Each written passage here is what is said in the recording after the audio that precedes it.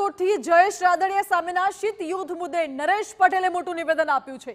પત્રિકા દ્વારા સવા મહિના પછી ખોડલધામ રાજકીય રીતે ડિસ્ટર્બ થયું તેવું નરેશ પટેલનું કહેવું છે।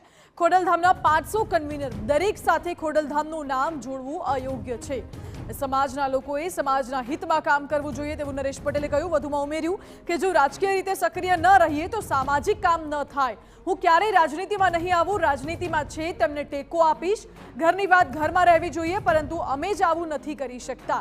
ખોડલધામ તરફથી કોઈ રાગ દ્વેષ નથી, ઘરમાં જ સમાધાન હોય તેવું પણ નરેશ પટેલે નિવેદન આપી સ્પષ્ટ સંદેશો આપ્યો કે ઘરની વાત ઘરમાં રહે તો સારું અને સમાધાન પણ ઘરમાં થવું જોઈએ। નરેશ પટેલે આવો સંદેશો આપ્યો।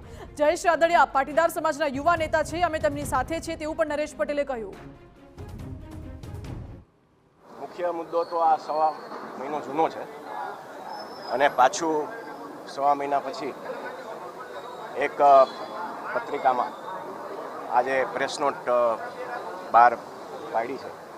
એમાં ક્યાંક ને ક્યાંક રાજકીય રીતે ખોડલધામ ડિસ્ટર્બ થાય એવું મને ચોક્કસપણે દેખાય છે। બહુ સાચી વાત છે, સમાજના લોકોને સમાજનું જ કામ કરવું જોઈએ, પણ આજની પરિસ્થિતિ આપ સૌ જાણો છો, જો અમે રાજકીય રીતે ક્યાંય એક્ટિવ ન રહીએ તો સમાજના કામ પણ ન થાય, એટલે એ પણ અમારે કરવું પડે છે ને ક્યાંક ને ક્યાંક એટલે અમને ટાર્ગેટ કરવામાં આવે છે। રાજકીય એક્ટિવ રહેશો, રાજકીય રીતે એક્ટિવ હું નથી રહેવાનો, પણ જેને રહેવાનું છે એને સપોર્ટ।